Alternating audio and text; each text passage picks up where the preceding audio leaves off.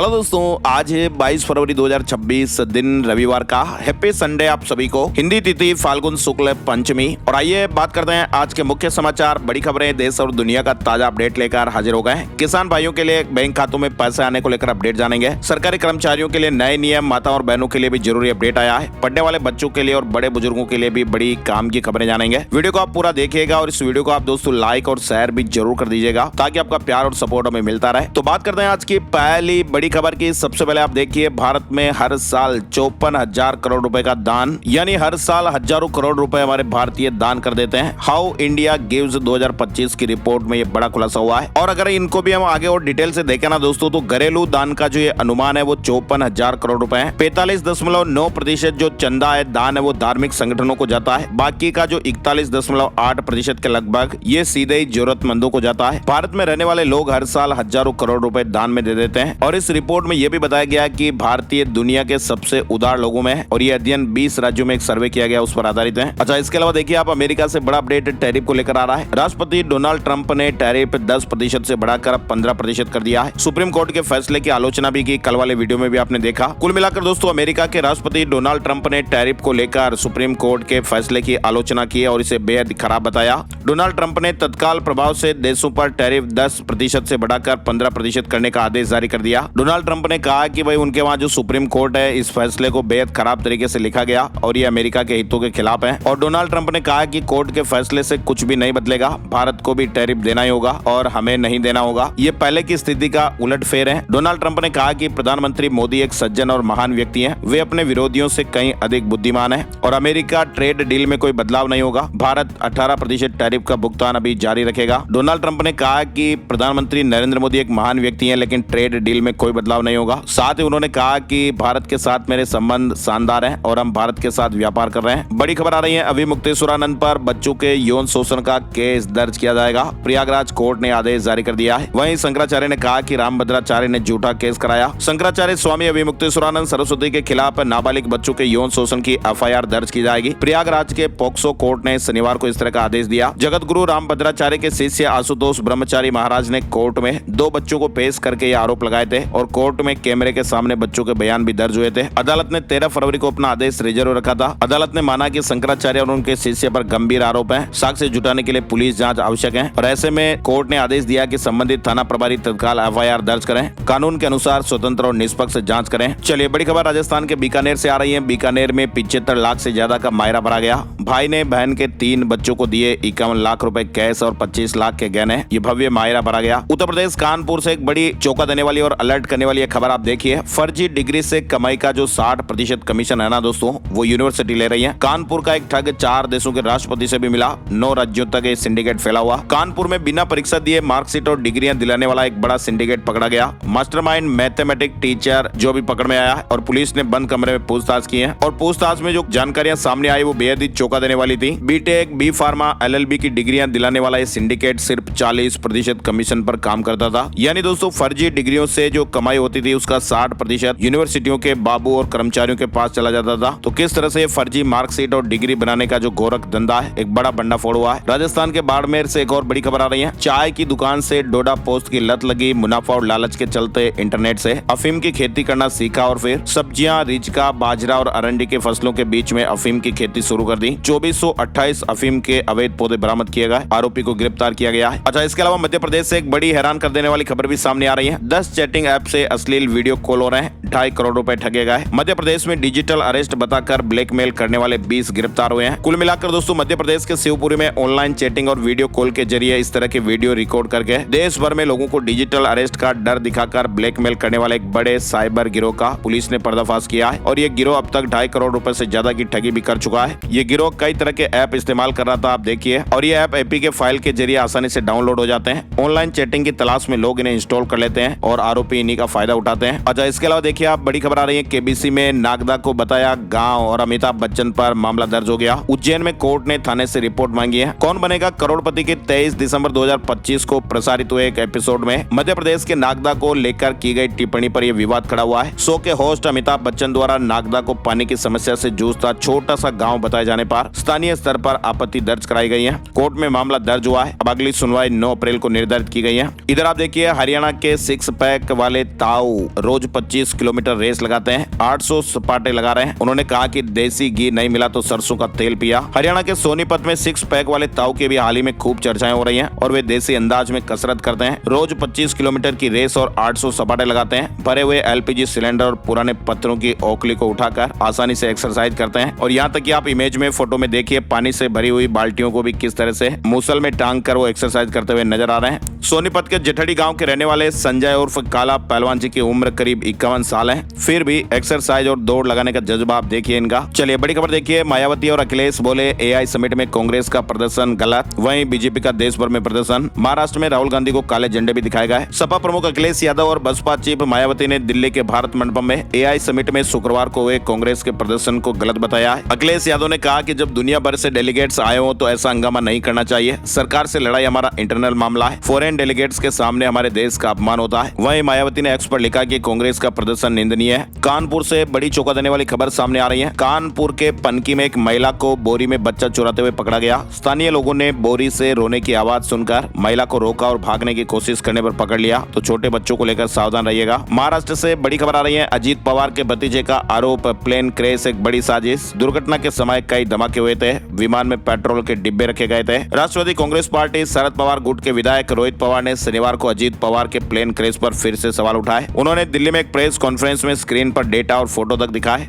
उन्होंने कहा कि अगर साजिश की बात करें तो ये 2 तरह की हो सकती है, राजनीतिक या फिर व्यावसायिक। अभी ये पता लगाने की कोशिश की जा रही है कि इस मामले में किस तरह की साजिश शामिल है। वहीं अजीत पवार विमान हादसे मामले में नागरिक विमानन मंत्री के सूत्रों ने भी बड़ी जानकारी दी है। सूत्रों ने पुष्टि की है कि जांच AAIB और ICAO के अंतर्राष्ट्रीय नियमों के अनुसार तकनीकी और पारदर्शी जांच होगी, जिसमें राजनीति का कोई स्थान नहीं है। और इधर आप देखिए, 25 करोड़ की आबादी में 7 करोड़ लोग बेहद गरीब हैं। कंगाल पाकिस्तान की एक बार फिर से ये पोल खुली है। पाकिस्तान में गरीबी दर बढ़कर 29% हो गई है, जो पिछले 11 सालों में सबसे अधिक है। एक सरकारी सर्वे के अनुसार वहाँ लगभग 7 करोड़ लोग अत्यधिक गरीबी में जी रहे हैं, जिनकी मासिक आय अभी 8,484 रुपए से भी कम है। राजस्थान के उदयपुर में एक रहस्यमयी बीमारी का खतरा आप देखिए, पिता की मौत हो गई, बेटे अभी ICU में है। चेहरे हाथ पैर काले पड़ रहे हैं और घर की महिलाओं और बच्चों में भी अब लक्षण दिखाई दे रहे हैं। उदयपुर से 10 किलोमीटर दूर कलड़वास गाँव में इन दिनों एक रहस्यमयी बीमारी की दहशत है। पिछले 2 महीनों में इस बीमारी के लगातार बढ़ने से रिटायर्ड सरकारी कर्मचारी की जान चली गई। उनके दोनों बेटे अस्पताल के ICU में जिंदगी और मौत से संघर्ष कर रहे हैं। सांस लेने में अत्यधिक तकलीफ होने पर उन्हें कभी-कभी वेंटिलेटर पर भी रखना पड़ रहा है। वहीं अब घर की महिलाओं और बच्चों में भी लक्षण नजर आ रहे हैं। इनको बीमारी जो हो रही है, इनके शुरुआती लक्षण आप देखिए, शुरुआत में मुंह का काला पड़ना, पूरे शरीर की त्वचा का काला पड़ना, सांस लेने में तकलीफ, हीमोग्लोबिन का स्तर बहुत कम हो जाना और फिर लीवर और किडनी में संक्रमण बढ़ने की दिक्कतें आ रही हैं।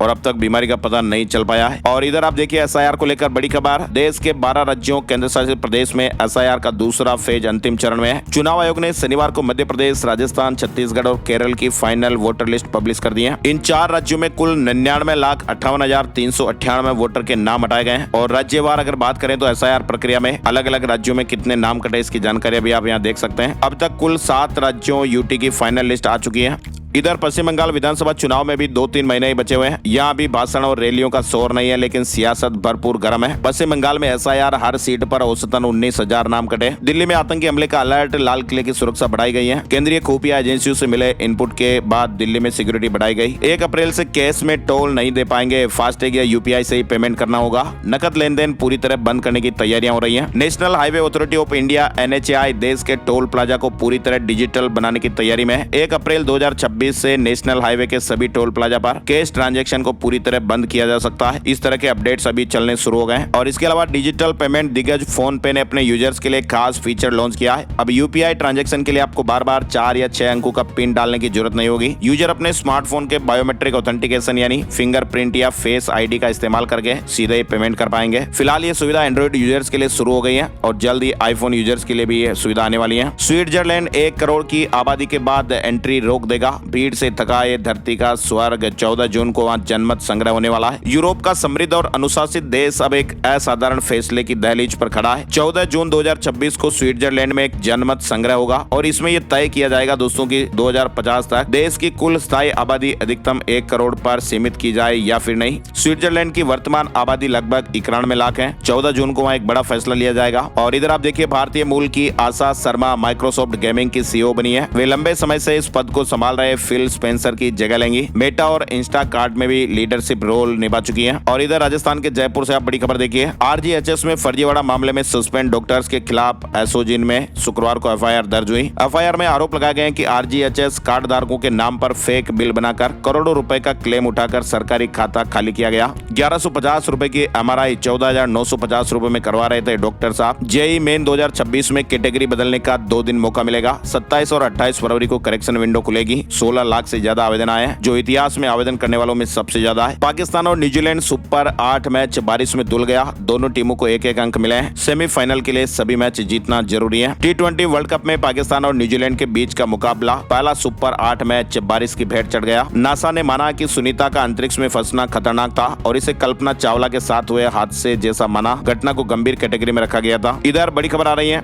देश को लंबे स्मार्ट युद्ध के लिए तैयार रहना होगा। उत्तराखंड पहुंचे सीडीएस अनिल चौहान ने कहा कि राष्ट्रीय सुरक्षा केवल सेना की जिम्मेदारी नहीं, बल्कि समाज के सभी वर्गों की भागीदारी से इसे मजबूत किया जा सकता है। और ईरान के राष्ट्रपति मसूद पेजेशकियान ने अमेरिका को चेतावनी देते हुए कहा कि उनका देश दबाव के बावजूद अपना सिर नहीं झुकाएगा। वहीं अमेरिका के राष्ट्रपति डोनाल्ड ट्रंप ईरान पर सीमित कार्रवाई पर विचार कर रहे हैं। बड़ी खबर आ रही है, दिल्ली शहर के कुछ इलाकों से गुरुग्राम अथवा नोएडा जाने में जितना वक्त लगता ना, उससे कम वक्त में आप उत्तर प्रदेश के शहर मेरठ पहुंच सकते हैं। दरअसल हमारे देश की सेमी हाई स्पीड ट्रेन नमो भारत रैपिडेक्स ट्रेन जो है वो आज 22 फरवरी से दिल्ली के सराय काले खां से मेरठ मोदीपुरम के बीच शुरू होने जा रही है। पीएम मोदी आज इस कॉरिडोर का उद्घाटन करेंगे और ऐसे में 82 किलोमीटर का जो सफर है ना, वो 55 से 60 मिनट में पूरा हो जाएगा। इस ट्रेन की अधिकतम गति 160 किलोमीटर प्रति घंटा है। इधर बंगाल चुनाव से पहले केंद्र का बड़ा फैसला, सीए लागू करने के लिए एम्पावर्ड कमेटी बनाई गई है। ये कमेटी राज्य में नागरिकता आवेदनों की जांच कर उन्हें मंजूर या नामंजूर करेगी। वहीं तृणमूल कांग्रेस इसका विरोध कर रही है और इसे भेदभावपूर्ण बता रही है। दिल्ली से दुनिया तक एआई का नया नियम, 88 देशों ने मिलकर ऐतिहासिक हस्ताक्षर किए हैं। 88 देशों और संगठनों ने समर्थन दिया और ये घोषणा वैश्विक एआई सहयोग को मजबूत करते हुए सर्वजन हिताय सर्वजन सुखाय सिद्धांत पर आधारित है। दिल्ली में आयोजित एआई इम्पैक्ट समिट 2026 का समापन new Delhi declaration on AI impact को अपनाने के साथ हुआ और इस घोषणा पत्र को 88 देशों और अंतर्राष्ट्रीय संगठनों ने समर्थन दिया है। अब दिल्ली में ऑनलाइन होगा शिकायतों का निपटारा। सीएम रेखा गुप्ता ने एक ऐप लॉन्च किया है और इससे नागरिक घर बैठे ही अपनी शिकायत दर्ज करा सकते हैं। दिल्ली सरकार ने सीएम जन सुनवाई पोर्टल और मोबाइल ऐप लॉन्च किया है। सीएम जन सुनवाई पोर्टल और ऐप से लोग अब अपनी शिकायतें ऑनलाइन दर्ज करा पाएंगे। कार्यालयों के चक्कर नहीं लगाने पड़ेंगे। और इधर आप देखिए, बांग्लादेश में तारिक रहमान के प्रधानमंत्री बनने के बाद भारत और बांग्लादेश के संबंध अब सुधर रहे हैं। वीजा सेवाएं बहाल होने से 24 फरवरी को मैत्री बस सेवा अगरतला, ढाका, कोलकाता फिर से शुरू होगी और ऐसे में यात्रियों को बड़ी राहत मिलेगी। केरल सरकार ने कर्मचारियों और पेंशनर्स के लिए महंगाई भत्ता और महंगाई राहत में 10% की बढ़ोतरी की है। डीए-डीआर 25% से बढ़कर 35% हो गया है और ये बढ़ी हुई राशि मार्च 2026 के वेतन और अप्रैल पेंशन के साथ मिलेगी। किन लोगों को इसका फायदा मिलेगा, ये भी जानकारी आप यहाँ पर देख सकते हैं। लगभग सभी सरकारी कर्मचारियों को इसका फायदा मिल जाएगा। केरल को लेकर अपडेट है। और इधर आप देखिए, रेयर अर्थ के खेल में चीन को जोर का झटका लगेगा। भारत और ब्राजील के बीच एक बड़ा समझौता हुआ है। सोने में निवेश करना अब और आसान होगा। 16 मार्च से एनएससी की एक खास सुविधा शुरू होने वाली है। नेशनल स्टॉक एक्सचेंज यानी एनएससी 16 मार्च से आम लोगों के लिए सोने का व्यापार आसान करने जा रहा है। सेबी की मंजूरी के बाद अब छोटे निवेशक गोल्ड 10G सिंबल के तहत 10 ग्राम गोल्ड फ्यूचर्स में ट्रेड कर सकेंगे और इसमें ट्रेडिंग सुबह 9 बजे से रात 11:30 बजे तक होगी। 16 मार्च से यह एनएससी की खास सुविधा शुरू हो रही है। पीएम किसान योजना की 22वीं किस्त का इंतजार भी अभी जारी है। सरकार ने हालांकि अभी आधिकारिक तारीख का ऐलान नहीं किया है, लेकिन 24 फरवरी या फिर होली से पहले 2-2 हजार रुपए की एक किस्त खाते के अंदर आने की उम्मीद है। सीरिया में 14 साल बाद खुलेगी यूएस एम्बेसी।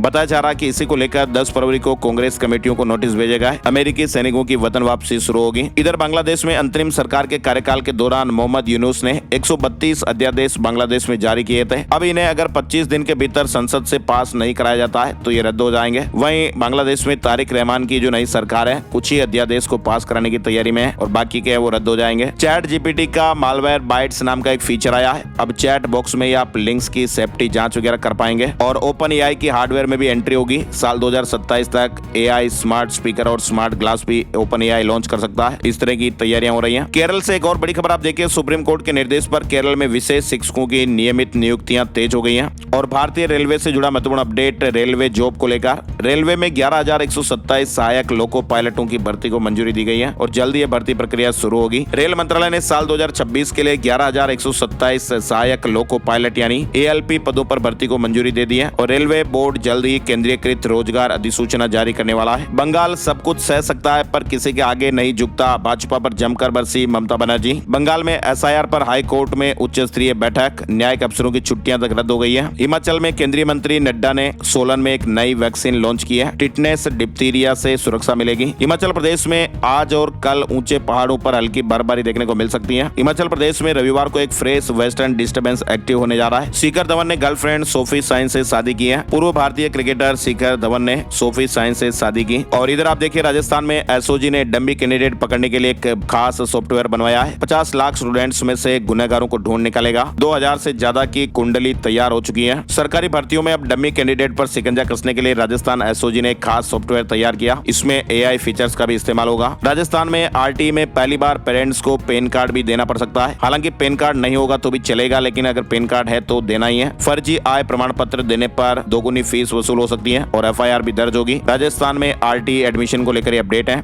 इस बार नियमों में थोड़ा बदलाव हुआ है। पहली बार पैन कार्ड की जानकारियां भी मांगी गई। पैन नंबर के आधार पर शिक्षा विभाग या फिर प्राइवेट स्कूल आय की जांच कर सकेंगे। राजस्थान के उदयपुर में देखिए, टूरिस्ट के लिए होटल के साथ होम स्टे और पेइंग गेस्ट की सुविधाएं। अब मकान मालिक 5 की जगह 8 कमरों की अनुमति भी ले पाएंगे। केयर टेकर भी संभाल सकता है। उदयपुर में पर्यटकों की बढ़ती भीड़ को देखते हुए पर्यटन विभाग ने होम स्टे और पेइंग गेस्ट हाउस के नियमों में बड़ा बदलाव किया है। अब मकान मालिक 5 की जगह 8 कमरों तक की अनुमति ले सकते हैं। और सबसे बड़ी राहत की बात यह है कि अब मकान का यानी घर का जो मालिक है वो घर में रहना जरूरी नहीं होगा। केयर टेकर भी इसे संभाल सकेंगे। उदयपुर में वैसे आपको बताएं 500 से ज्यादा होम स्टे हैं। राजस्थान में भी एसआईआर में देखिए आप 31,36,000 वोटर्स के नाम कटे हैं। टोंक में पायलट के इलाके से 23,712 लोगों के नाम हटे। जयपुर में 3,88,000 नाम वोटर लिस्ट से काटे गए। अजमेर में 1,24,000 नाम वोटर लिस्ट से कटे हैं। अच्छा, इसके अलावा राजस्थान में काना रेस्टोरेंट पर छापेमारी में 7.5 करोड़ के गहने सीज हुए। 25 लाख केस पर भी एक्शन हुआ। 7 ठिकानों पर सर्च ऑपरेशन अभी भी जारी, ऐसी खबरें हैं। राजस्थान के जोधपुर से आप देखिए, कार का लॉक तोड़कर 4 लाख रुपए नकदी और जेवरात चोरी हो गए। जोधपुर एम्स में मरीज से मिलने गए रिश्तेदार और लौटे तो गायब मिला सामान। मध्य प्रदेश में 34 लाख वोटर घटे हैं। कई सीटों का गणित बदलेगा। इसके अलावा मध्य प्रदेश में आप देखिए, घर खरीदना महंगा होगा। 621 लोकेशन पर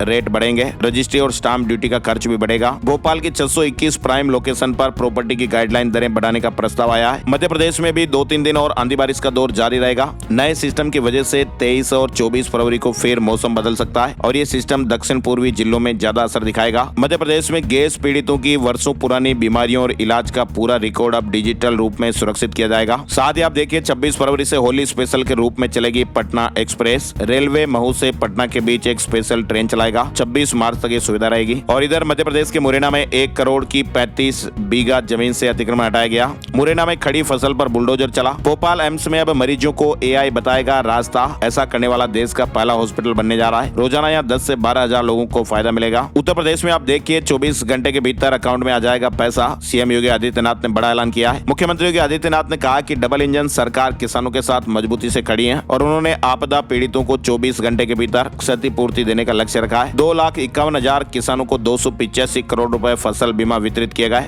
और जिनके पास पैसा नहीं आया उनके पास जल्दी आ जाएगा। प्रयागराज में 6 लाख पशुओं का पूरा डेटा ऑनलाइन रहेगा। सेहत से लेकर पशुपालन तक का ब्यौरा रहेगा। छत्तीसगढ़ में देखिए, बजट सत्र में पेश हो सकता है धर्मांतरण संशोधन विधेयक। 9 राज्यों की स्टडी करके ये ड्राफ्ट बनाया गया। ग्लोबल हुआ रायपुर का विवेक। ट्रेडर्स अब छत्तीसगढ़ के एआई बोर्ड से टैक्स सिस्टम को समझ रहे हैं और सीए की भी पहली पसंद बना मेड इन रायपुर बोट। और इधर बिहार में आप देखिए विकास के पथ पर नीतीश कुमार सरकार, सबका सम्मान जीवन आसान के नारे के साथ निश्चय 3 लागू। बिहार सरकार ने 7 निश्चय 3 के तहत सबका सम्मान जीवन आसान पहल शुरू की है और इसका उद्देश्य राज्य के लोगों का जीवन बेहतर बनाना, विशेषकर सड़कों पर पैदल चलने वालों की सुरक्षा और सुविधाओं पर भी जोर दिया जा रहा है। पटना विश्वविद्यालय छात्र संघ चुनाव अब कैंसिल नहीं होंगे, 28 फरवरी को ही वोटिंग होगी। हंगामे के बाद फैसला बदला, डीन लेटर जारी करेंगे। एम्स पटना ने पहली बेरियाट्रिक सर्जरी की है, 110 किलो की एक महिला का ऑपरेशन किया गया। मोटापे के साथ हार्मोन का भी स्तर सुधरेगा। औरंगाबाद में जिला जनता दरबार पोर्टल का शुभारंभ हुआ है, समस्याओं का समाधान तुरंत होगा। ऑनलाइन शिकायत भी लोग बाग दर्ज करा पाएंगे। बिहार औरंगाबाद को लेकर अपडेट है। बिहार में आप देखिए राज्य के खजाने पर बाढ़ पीड़ितों का पहला अधिकार है। मुख्यमंत्री ने 2 लाख किसानों को 113 करोड़ रुपए दिए। अतिवृष्टि मोन्ता तूफान पीड़ितों को भी मदद मिली है। झारखंड के 48 नगर निकायों में 23 फरवरी को मतदान होगा। चुनाव का प्रचार शनिवार शाम को समाप्त हो गया। अब प्रत्याशी और उनके समर्थक अब घर घर जाकर मतदाताओं से अपने पक्ष में मतदान करने की अपील कर सकेंगे। चंडीगढ़ में पहली अंतर्राष्ट्रीय मैराथन 1 मार्च से होगी।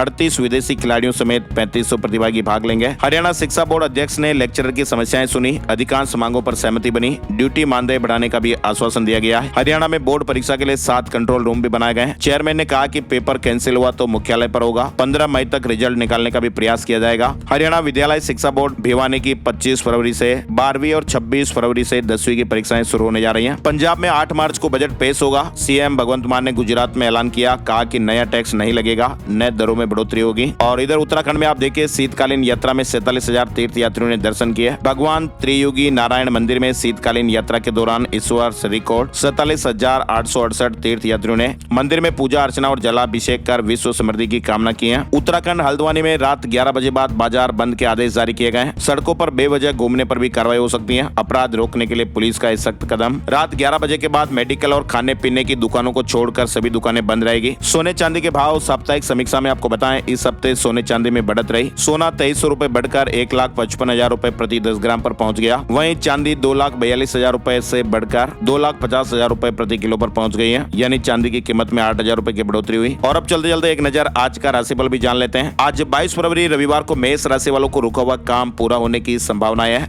नौकरी पेशा लोगों की मेहनत का फायदा मिल सकता है। वृष राशि वालों के काम करने के तरीकों में बदलाव होगा। नौकरी में अधिकारियों से मदद मिलेगी। मिथुन राशि के लोगों को धन लाभ होगा। नौकरी पेशा लोगों को ऑफिस में खास प्रोजेक्ट मिल सकता है। तुला राशि वालों की इनकम के सोर्स बनेंगे। धनु राशि वालों को रुका हुआ पैसा मिल सकता है। बिजनेस में भी बड़ा फायदा मिलने की उम्मीद है। और इसके अलावा बाकी राशियों पर सितारों का मिला जुला असर रहेगा। आज के मुख्य समाचार में फिलहाल बस इतनी ही खबरें। वीडियो आपने यहाँ तक देखा, इसके लिए आपका दिल से शुक्रिया। बहुत बहुत बहुत धन्यवाद। एक नए वीडियो में नई जानकारी के साथ फिर मिलते हैं। तब तक के लिए जय हिंद, जय भारत, वंदे मातरम।